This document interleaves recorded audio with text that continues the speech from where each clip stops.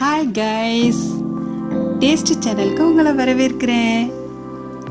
இப்போ நம்ம பார்க்குறது ஒயிட் சீஸி பாஸ்தா. இது எப்படி செய்யறதுன்னு நம்ம பார்க்கலாமா? இதுக்கு தேவையான பொருட்கள் 2 கப் பாஸ்தா. இது நான் இப்போ 2 பேர் சாப்பிட்ற அளவுக்கு சுருளான பாஸ்தாவை எடுத்திருக்கேன். அடுத்தது மெய்னீஸ், இது பால், சர்க்கரை, மைதா கலந்தது. அடுத்தது காய்ச்சின பால், வெண்ணெய், சீஸ்,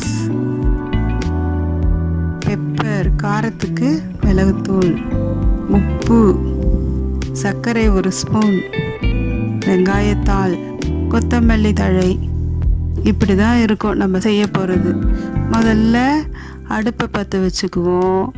வாணலை வச்சுட்டு அதில் 2 கப் பாஸ்தாவை போட்டுடலாம். இப்போ அதுக்கு தேவையான தண்ணீர் ஒரு 5 கப்பு ஊற்றிக்கலாம். 1 கப்புக்கு 2 கப்புன்னு ஒரு எக்ஸ்ட்ரா 1 கப்பு சேர்த்து மொத்தம் 5 கப்பாக நம்ம இந்த தண்ணியை ஊற்றிக்கலாம். பாஸ்தா அப்போ தான் நல்லா வெந்து வரும்.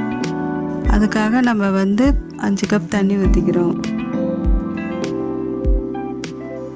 வந்திருக்கு பார்த்தீங்களா? 10 நிமிஷத்தில் நமக்கு இந்த பாஸ்தா வெந்து வந்துடுச்சு. இப்படி தான் இருக்கும், நல்லா வெந்திருக்கு பார்த்தீங்களா?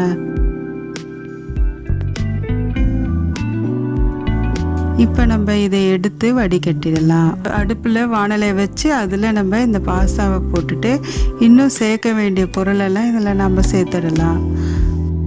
அதுக்கு தேவையான பாலை நம்ம சேர்த்துருவோம். சர்க்கரை 1 ஸ்பூன் சேர்த்துருவோம். உப்பு சேர்த்துடலாம். மெய்னீஸ். இப்போ நம்ம எல்லாத்தையும் சேர்த்து கிளறி விட்டுடலாம். இப்போ எல்லாம் ஒன்றோட ஒன்று சேர்த்து கிளறியாச்சு.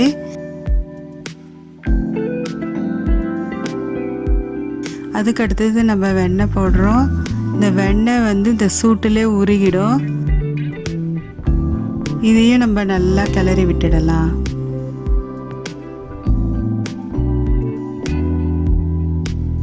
அதுக்கு அடுத்தது நம்ம காரத்துக்கு சிறிதளவு பெப்பர் போடுறோம்.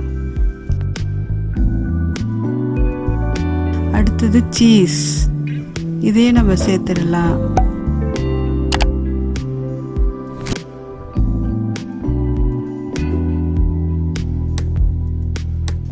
இப்போ கொத்தமல்லி தழையை போடுறோம்.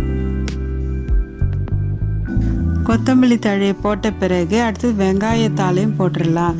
இது வெங்காய ஃப்ளேவர் கொடுக்கறதுக்காக. இந்த ஃப்ளேவர் நல்லா இருக்கும். நம்ம சாப்பிடும்போது அந்த வெங்காயத்தாளோடைய ஸ்மெல் நல்லா இருக்கும். அடுத்து இதை ஒரு 5 நிமிஷம் மூடி போட்டு வச்ச பிறகு ரெடி ஆகிடுத்து. இதை எடுத்து நம்ம ஒரு கப்பில் வச்சா பாருங்கள், பார்க்கவே எவ்வளோ அழகாக சீஸியாக இருக்குது. White cheesy pasta. இப்போ நீங்கள் இதே மாதிரி செஞ்சு பார்த்துட்டு உங்கள் எக்ஸ்பீரியன்ஸை கமெண்ட் பண்ணுங்கள். எங்கள் சேனலை லைக் பண்ணுங்கள், ஷேர் பண்ணுங்கள், சப்ஸ்கிரைப் பண்ணுங்கள்.